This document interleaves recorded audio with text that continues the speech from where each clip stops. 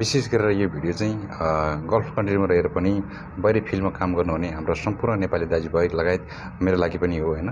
हामीले यो गर्मीमा चाहिँ आफ्नो ज्यान आफ्नो शरीर कसरी सेफ राख्ने, आफू गर्मीबाट चाहिँ कसरी बच्ने त भन्ने केही मेरो मनमा लागेको कुराहरू चाहिँ यो भिडियो मार्फत सुनाउन अथवा भन्न गइरहेको छु।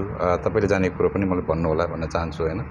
तपाईँ हामीलाई थाहा भएको कुरो हो, तपाईँ हामी परदेशमा छौँ। सानोतिनो जे जस्तो भयो भने हामीले एउटा सपना देखेर आएको छु हैन। त्यो सपनालाई पुरा गर्नु छ।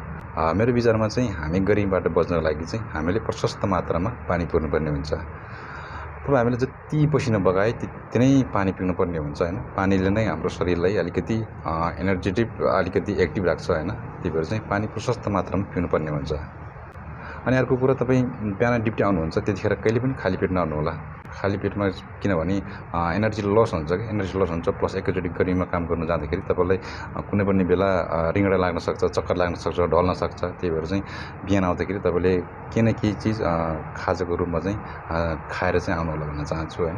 जुन काम गर्ने ठाउँमा आइसकेपछि तपाईँलाई पक्कै पनि सुपरभाइजर, इन्जिनियर, फोरम्यान जो कोहीले तपाईँलाई काम लगाउनुहुन्छ हैन, त्यो काम लगाउँदाखेरि तपाईँ एक्लै कहिले पनि नजानु होला, साथीको सपोर्ट लिएर जानु होला।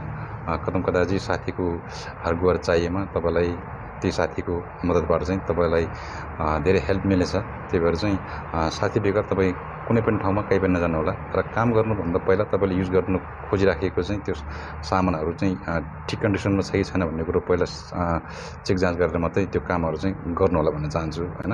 अनि रेस्ट टाइम आउँछ, रेस्ट टाइममा तपाईँलाई कम्पनीले निश्चित ठाउँ तोकिदिएको छ होला, त्यसमा मात्रै आराम गर्ने गर्नु होला हैन। तपाईँले मन लागेर जहाँ पाए त्यहीँ आराम नगर्नु होला। किनकि तपाईँ एक्लै हुने बेलामा तपाईँलाई केही साह्रो गाह्रो परिहाल्यो भने तपाईँलाई कसैबाट हेल्प मिल्दैन। साथीसँगै सुत्नु पो बस्नु भने तपाईँलाई धेरै हेल्प मिल्छ हैन।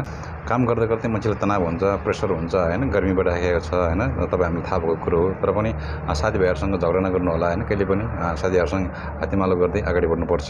मैले अघि नै भनिसकेँ, यो सङ्घर्ष समस्या नै हाम्रो जिन्दगी हो। ती सङ्घर्ष समस्या पीर चिन्तालाई हातेमालो गर्दै हामी जीवनमा अगाडि बढ्नुपर्छ र हामी बढिराखेको पनि छौँ हैन। त्यही भएर चाहिँ साथीभाइसँग कहिले पनि गुनासो नगर्नु होला, रिस नगर्नु होला हैन। हामी फोन चाहिँ यहाँ जिन्दगीभर बस्न आएको ठाउँ रह्यो हैन। धेरै वर्षमा तपाईँ 5 वर्ष बस्नुहुन्छ होला, 2 वर्ष बस्नुहुन्छ होला, 3 वर्ष बस्नुहुन्छ होला हैन। कसैसँग दुश्मनी नगर्नु होला हैन। हाँसी खुसी साथीहरूसँग चाहिँ काम गर्नु होला, दिन बिताउनु होला भन्न चाहन्छु हैन। काम गरिराखेको समयमा चाहिँ तपाईँले एकदम हल्का एकदम त्यो काममा मात्रै ध्यान दिएर चाहिँ त्यो बाहिरी फिल अर्को टेन्सनहरूलाई चाहिँ मनमा दिमागमा कहिले पनि नल्याउनु होला। त्यसले छुट्टै दुर्घटना निम्ति आउन सक्छ। त्यही भएर चाहिँ एकदम कुल फ्रिडम भएर चाहिँ एकदम मनमा तनाव नसोचिकन चाहिँ एकदम फ्री भएर चाहिँ काम गर्नु होला हैन। बिस्तारै गर्नु होला। हाम्रो नेपाली बानी के छ भने सुपरभाइजर, फोरम्यान, इन्जिनियर जोसुकैले काम लगायो भने बहादुरीपन देखाउने अलिकति बानी छ हैन। त्यो बहादुरीपन नदेखाउनु होला। सही ठाउँमा चाहिँ सही चिज सदुपयोग गर्न सक्यो भने आफूलाई लाभदायक हुन्छ। त्यही भएर चाहिँ बहादुरीपन पनि कुनै ठाउँमा काम लाग्न सक्छ र कुनै बेला त्यही बहादुरीपनले पनि फेरि हामीलाई घाटामा पुर्याउने काम गर्छ। त्यही भएर चाहिँ विशेष गरेर चाहिँ काम गर्नुभन्दा पहिला आफू सेफ छ कि छैन, म सेफ छ कि छैन भन्ने कुरोमा चाहिँ ध्यान दिनु होला। तपाईँ हाम्रो लागि सोचिदिने कोही पनि हुँदैन क्या। तपाईँको लागि सोच्ने तपाईँले हो, मेरो लागि सोच्ने मैले नै हो क्या। मैले यो काम गर्नुपर्छ, मैले यतिको गर्नुपर्छ, मैले यो काम गर्दाखेरि मलाई यो हुन्छ त्यो हुन्छ भन्ने कुरोमा चाहिँ फर्स्ट अफ अल मैले मेरो शरीरको सुरक्षा गर्ने कि नगर्ने भन्ने चाहिँ तपाईँ हामीमै भर पर्ने कुरो हो क्या। तपाईँ हामीलाई थाहा भएको कुरो हो, तपाईँ हामी परदेशमा छौँ। सानोतिनो जे जस्तो भयो भने हामीले एउटा सपना देखेर आएको छु हैन। त्यो सपनालाई पुरा गर्नु छ। ठिकै छ साथीहरू, मैले के कति भने, मैले के कति जाने, मैले के कति बोलेँ, गल्ती भए माफ गर्नु होला। यति भन्दै म आजको यो छोटो भिडियोबाट चाहिँ तपाईँहरूबाट चाहिँ बिदा हुन चाहन्छु। हस्त नमस्ते, जय नेपाल।